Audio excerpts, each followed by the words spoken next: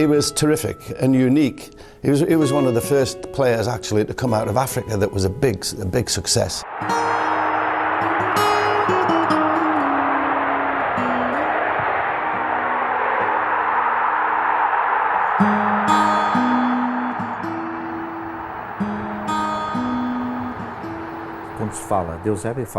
When you talk about Eusebio, you talk about Benfica. And when you talk about Benfica, you talk about Eusebio.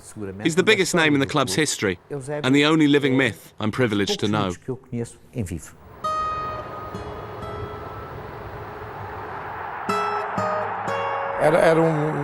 He was a sensational athlete, so strong and so fast. You'll have to wait another generation for a player with Eusebio's ability to appear again.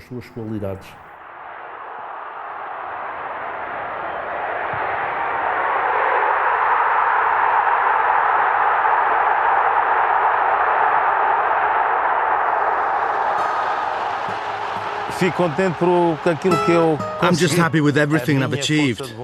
My will to win was very important, but I can never forget my teammates, nor the shirt of my club, Benfica.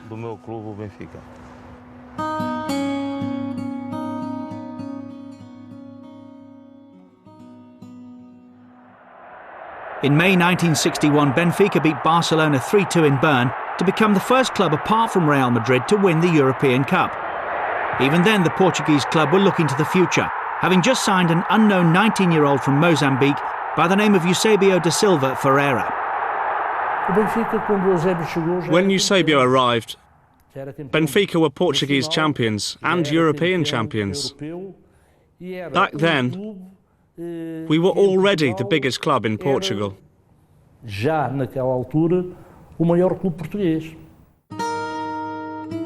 A month later, the European champions were invited to play an exhibition match against the world club champions Santos. The Brazilian side, with Pelé in their ranks, brought the Portuguese back to earth. With 20 minutes to go and 5-0 down, it seemed like a good time to give the youngster his chance. Eusebio took it with both hands, scoring a sensational second-half hat-trick.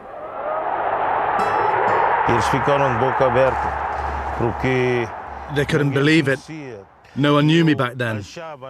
I actually thought Santos looked a very slow team, so I thought if I could nick the ball off them, dribble at pace and shoot whenever I could, I'd score. And that's what happened. I got 3 goals. Benfica went down 6-3, but in just 20 minutes, Eusebio had shown the world his star quality. Pelé asked me after the game, "Who's that black guy who scored 3 goals in 20 minutes? He'll be some player." And I think that's the historic moment when the world woke up to a new talent, to the new Pelé.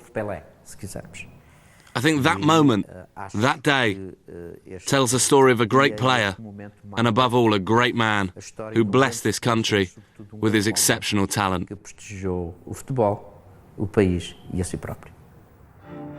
The shockwaves ran through the Benfica team.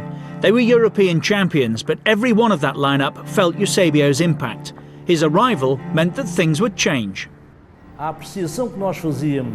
Our first impression of Eusebio was one of fear. We talked amongst ourselves, who's going to make way for him? He was obviously an exceptional player. I said, I don't care if they're European champions or not. I'm going to get in that team. I didn't say I was the best player, but I said I would play in that side. All of us there, including me, who were lucky enough to hear him say it, then said to each other, either this is a great player or someone so full of himself that he thinks he's a great player. Eusebio was right to believe in himself. His first league start came at the Stadium of Light against Atletico. And for those who hadn't seen the phenomenon put 3 goals past Santos, Eusebio showed the Lisbon public just what kind of player they had at Benfica.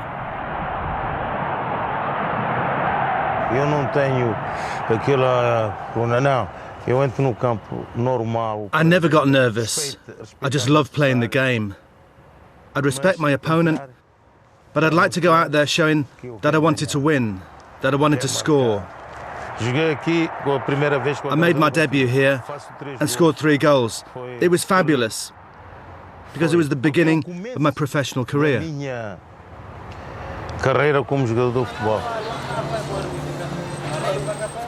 Lisbon was a world away from the one that he'd known growing up in the Portuguese colony of Mozambique. But Eusebio settled at Benfica surprisingly easily. His childhood friend Hilario had been one of the first Mozambicans to make the trip to Portugal when he signed for the Lisbon club Sporting. We arrived totally unknown. The first ever pitch I played on was in Portugal. As in Mozambique, it was just dust tracks. Even things like boots and balls, everything was different. In fact, the history of Portuguese football was very nearly different. Hilario came close to bringing Eusebio from the Mozambican capital of Lourenço Marques to Sporting Lisbon. At that time, I spoke to the president of Sporting. I know a kid from my neighbourhood who you could sign. The president said, no, I won't sign him. He can come and have a trial. And I told Eusebio he could have a trial. But he said, no, I'm not going to have a trial because I'm better than the best player at Sporting.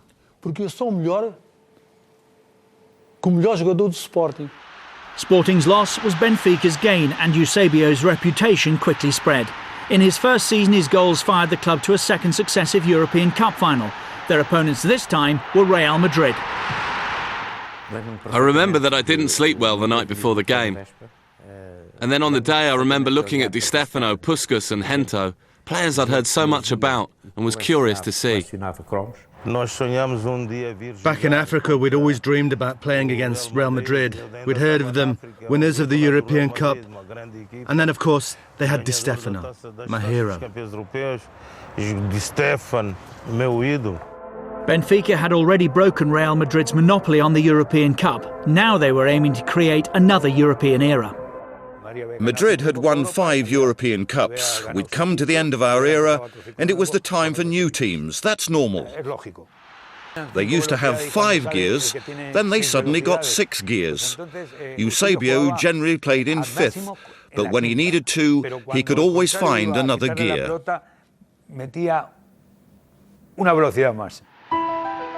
A searing run past Alfredo Di Stefano on the right wing result. He wasn't technically amazing, but he had a fantastic shot and was so explosive, so fast. Handing on the mantle to Eusebio. At the end of the game, he gave me his shirt, so once we'd won the game and we'd won the European Cup, the important thing for me was the shirt. That win brought about a new kind of fame for the young boy from Mozambique. I never felt famous. Back then I was just a kid who was 17, 18. He may not have sought fame, but Eusebio quickly established himself as the brightest star in both Portuguese and European football. In many ways, he was the first modern footballer, combining a devastating blend of power and acceleration. Then there was that fearsome shot. I think Eusebio added a little bit of everything to the team. But mainly it was his combination of skill and raw pace. He wasn't just a great player, but a great athlete too.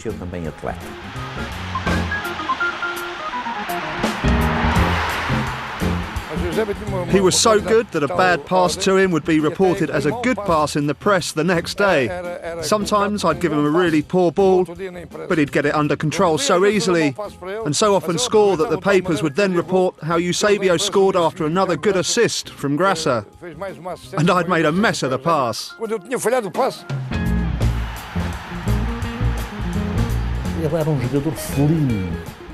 He was cat-like in the way he played. So fast and imaginative. To get past his marker, he'd show incredible strength. I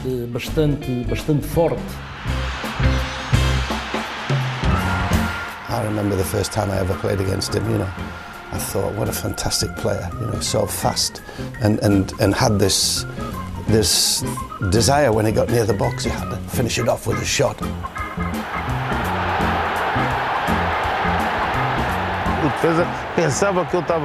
I admired the defence. They thought they were marking me, but no, I'd be marking them because I was a lot quicker than any of them.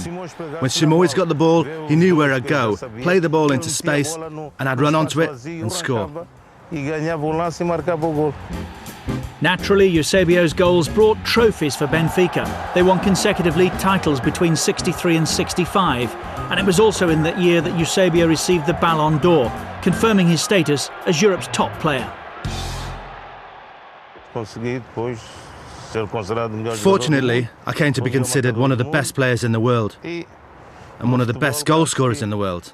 I did everything that a player could ever wish to do. Eusebio's goals had bulldozed Benfica to a third consecutive European final in 1963, but the Lisbon club were not about to create a dynasty of Real Madrid proportions.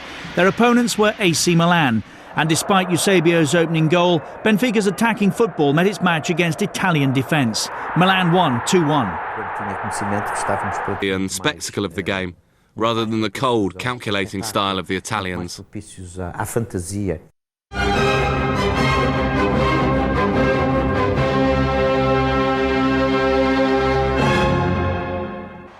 In 1965, Benfica reached their fourth final in 5 years, but this time they were beaten by Inter Milan 1-0. I think they were technically better than us, even though they were down to 10 men. Back then you didn't have substitutes. When their goalkeeper got injured, one of their defenders had to go in goal. And we only won 1-0. Playing at home with a man advantage, and we were only able to win 1-0. That shows just what a team they were. For all Benfica's dominance in the early 60s, just 2 European Cup wins was disappointing. I think we could have won 1 or 2 more European Cups, because our generation were more than good enough to do that. Nevertheless, Portuguese football was on the up. Sporting had won the European Cup Winners' Cup in 1964, and players from both Lisbon teams made the bulk of Portugal's squad for the 1966 World Cup in England. And in Eusebio, they had the man to lead them to glory. We had a winning spirit, as the majority of Portugal's players played for Benfica. When we walked out onto the pitch, we were there to win and destroy our opponents. And that's what we did. It was surprising, though, to see Eusebio without his usual number 8 or 10. It was traditional for Portugal to draw lots for their shirt numbers. We were in the hotel and the draw was made. I picked out the number 13 shirt while Eusebio got the number 11, the shirt I've always worn and loved. So I made the following offer to him. I said, Eusebio, imagine wearing the number 13 and becoming the tournament's top scorer. Imagine the mystique that would create around the number 13 shirt. But I was only doing that because I wanted to wear the number 11, my normal shirt. So that's how it was. I ended up with my beloved number 11, and he went on to become the top scorer in the World Cup, wearing the number 13 that was originally mine. I'll never forget that. It was a tough group for Portugal. After convincing wins against Hungary and Bulgaria, they had to face the world champions, Brazil. I told my teammates that we're going to win because we're a good side. We're better than good. We're better than Brazil. They were one of the worst national teams I've ever seen. Brazil were not the same force as the side that had won consecutive World Cups in 1958 and 62. But the way in which Portugal brushed them aside displayed a ruthlessness that surprised many observers. 2 goals from Eusebio, who else, and 1 from Simoes sent the champions crashing out.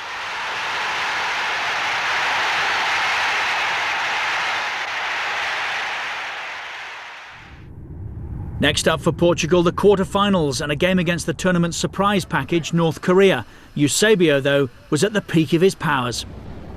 One of his greatest performances probably was in England in '66, when they were 3-0 down to Korea. They got into a 3-0 lead, and I don't think they could believe it, the Koreans, and then suddenly they got 1 goal, and he then wanted the ball all the time, and he just ran over them. Really, it was one of the best performances, an individual performance you'll ever see. Really, it was marvellous. I said, if we can pull back just 1 or 2 goals in the first half, then we'll win the game. And we managed it. I scored 2 goals. So the first half finished 3-2 to Korea.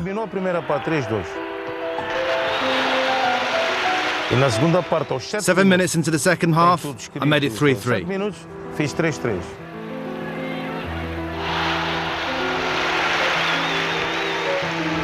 And on the hour mark, I made it 4-3.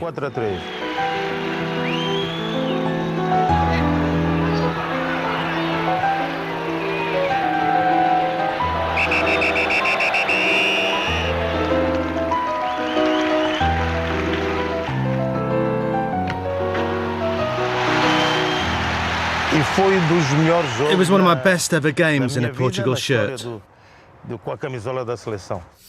With Eusebio in inspired form, Portugal looked unstoppable, but they were up against the hosts England in the semi-final.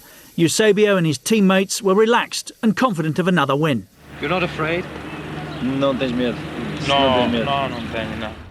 That semi-final proved to be quite controversial. Portugal's base, Liverpool, was the original venue for their semi-final against the hosts, but the English FA arranged for the fixture to be moved to Wembley. It was a decision that left the Portuguese feeling cheated. England bought that semi-final against Portugal. The game should have been played in Liverpool, but it was played at Wembley.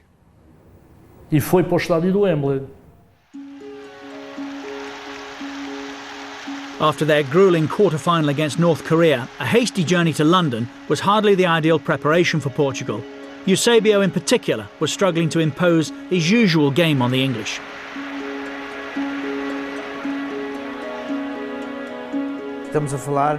We're talking about a semi-final here, about a game where Eusebio wasn't at his best physically. He was tired, all of us were. And then he was marked by Nobby Stiles, who knew just how important Eusebio was to us. Stiles' uncompromising marking drastically reduced the threat of Eusebio.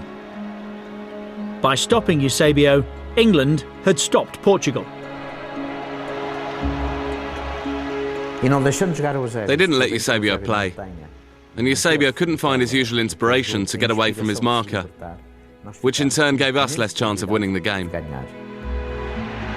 2 Bobby Charlton goals gave England a 2-0 lead. With the English dominant on their home ground, tired Portuguese legs just couldn't cope.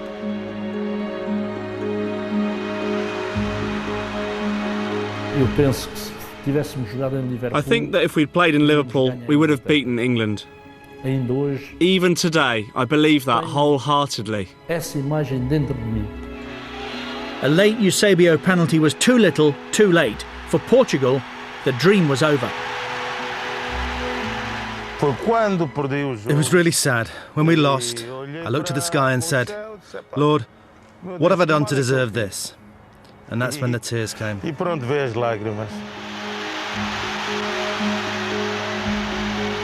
The fact remained, though, that Eusebio had now carried his country, as well as his club, to new heights. He finished the tournament with 9 goals to his name and had put Portugal on the world football map.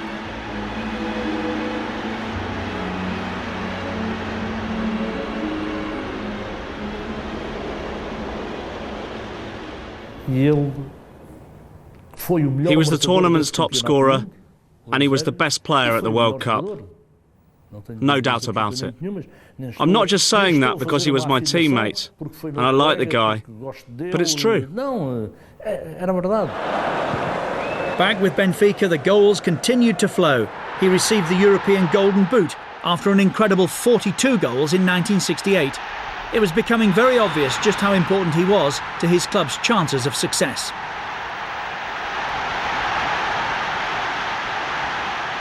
With Eusebio in the side, we could win the European Cup. Without him, we couldn't win the Portuguese league.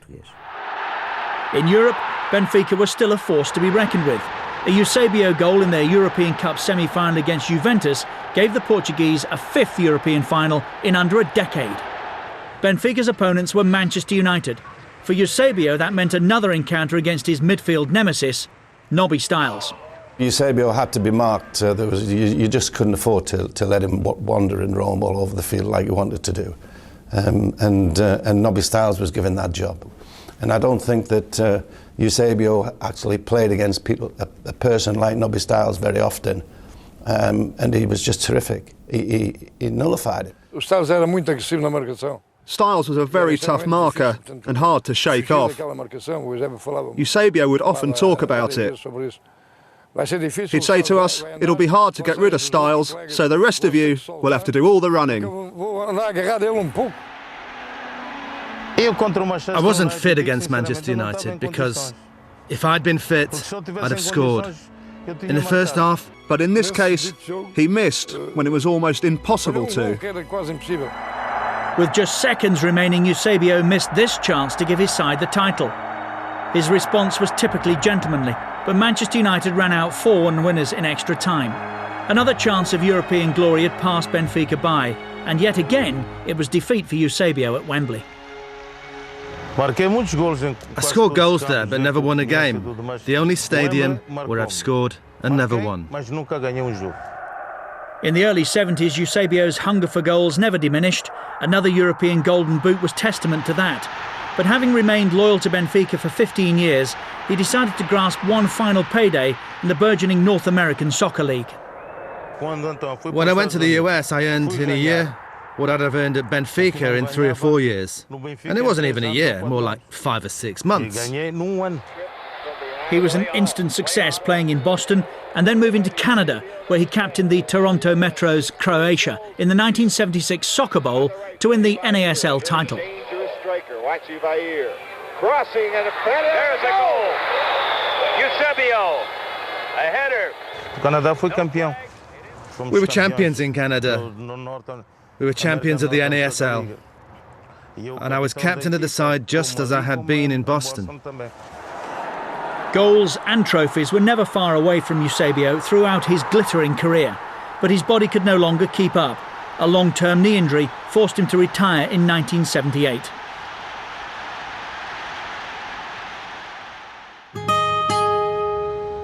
But it's here at Benfica's Stadium of Light where Eusebio will forever be cherished. The unveiling of a statue outside Lisbon's Sporting Cathedral confirmed his status in Portugal as a living legend. When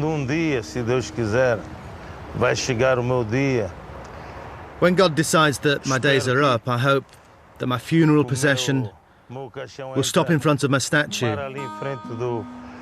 make its way around the stadium before going into the stadium. Because I know that a lot of people will come here on that day. But I really hope that day is not any time soon. I really hope to live a few more years yet.